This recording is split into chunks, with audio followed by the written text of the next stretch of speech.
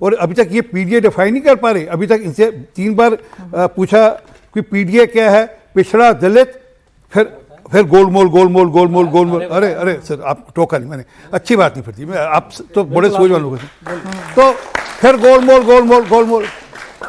अब वो कह नहीं पा रहे क्योंकि कहेंगे तो वो ठप्पा लग जाएगा, जो हम कहते हैं कि ठप्पा लगा हुआ है। तो क्या है कि खेल यही है सारा क्या, अच्छा अगर पीडी में सारे आ गए तो फिर क्या दिक्कत है, फिर तो हम भी उतने तंग हो रहे होते जितने तंग आप हो रहे होंगे पीडी में, अगर सारे आ गए। परंतु हाँ, हम भी उतने तंग हो रहे हैं जितने आप तंग हो रहे होंगे। परंतु ये एक प्रोसेस है। मैं एक उदाहरण देता हूँ। नोएडा के अंदर लगभग 23.25%, पौने 24% वोट कटा है नोएडा के अंदर। अब बोलो जी, आप बोलो नोएडा से पौने 24% वोट करके, भाई लोग आते हैं, कुछ दिन रहते हैं, फिर शिफ्ट कर जाते हैं, और जब रहते हैं अपना वोट आधार कार्ड वहां बनाते हैं। ये प्रोसेस है। मेरा खुद का वोट, मैं जहां रहता हूं, मैं दिल्ली में राजेंद्र नगर में रहता हूं, मेरा पोलिंग बूथ नंबर 40 है, मेरा वोट कट गया। मैंने पूछा, बोला जी आप 2002 में यहां नहीं रहते थे? मैं कहा मैं 2002 में यहां नहीं रहता था। तो बोला आपको डॉक्यूमेंट देने, मैंने जाकर डॉक्यूमेंट दिए, मेरा वोट एनरोल, मैं तो ऑन रिकॉर्ड कह रहा हूं, मेरा वोट एनरोल हो गया। अब प्रोसेस थोड़ा उल्टा हो गया है। पहले ये होता था कि नहीं इलेक्शन कमीशन तय करेगा वोट कितना, वोट किसकी, वोट बना लो। अब हमको खुद को जरूरत है, हम खुद जाएंगे इलेक्शन कमीशन के पास, इलेक्शन के जो बीएलए हैं वहां पर अधिकारी, उनके भाई हमारा वोट बनाओ।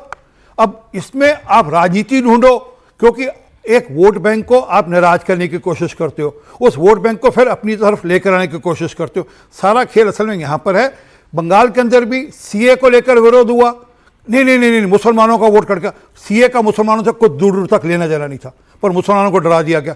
फिर वक्फ एक्ट आया, नहीं, देखो मुसलमानों से अत्याचार हो रहा है। इसी प्रकार एसआईआर को लेकर वहां पर कभी सोचा होगा कि जो जुडिशियल अफसर, इलेक्शन कमीशन ही काम करा रहा था, एसआईआर वहां पर सुप्रीम कोर्ट के तत्वाधान में हो रही है। और एक सेकंड, वहां पर जुडिशियल अफसर को वहां बंधक बना लिया था 9 घंटे के लिए।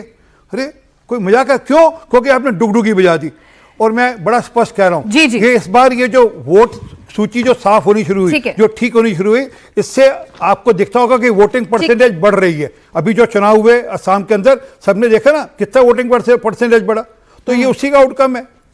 ठीक है, तो चलिए यहाँ पर अमीन साहब, ये भी हम आपसे भी जानेंगे, लेकिन उससे पहले जरा सैयद जवाद साहब को इंक्लूड कर लूं। सर, ये परसेप्शन बनाया जा रहा था बंगाल में कि जितना भी वोट कट रहा है ना, सारा मुस्लिम समुदाय का कट रहा है।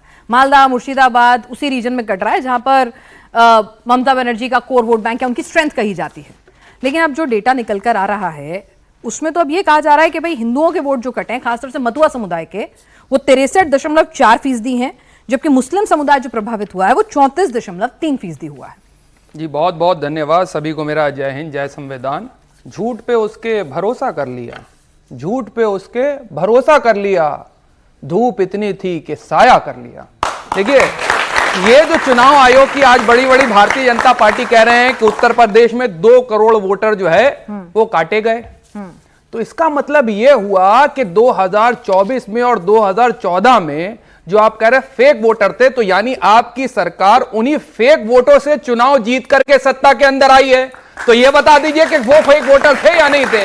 फिर आपने जो है 17 के अंदर इलेक्शन लड़ा, उस वक्त आपको कोई वोटर याद नहीं आए, 14 में तो सरकार में आ गए थे, यानी फिर वही 2 करोड़ जो फेक वोटर काटे गए उन्होंने ही मतदान करा होगा, और उन्हीं के मतदान के बाद आप प्रचंड बहुमत की सरकार में आए।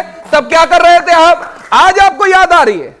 ये पूरा नैरेटिव जो है, मैं तो इस फेवर में कभी नहीं था, क्योंकि जब तक भारत की जनगणना नहीं होगी तब तक ये एसआईआर ठीक नहीं है। अभी तो यही नहीं पता है 2012-13 के बाद से अभी तक कितने लोग हैं, कितनी महिलाएं, कितने पुरुष हैं, कितने लोग माइग्रेट कर गए, कितने लोग शादी आ गई, ये सारा डेटा आता। अभी तक वो डेटा नहीं दिया। उसमें ये साहब कहते हैं कि अरे वो एक सेकंड, इसमें दलील ये देते हैं कि अरे कोविड आ गया था साहब, इसलिए हमने जनगणना नहीं कराई। कोविड आ गया था तो जनगणना के आंकड़े अभी तक सार्वजनिक नहीं करे।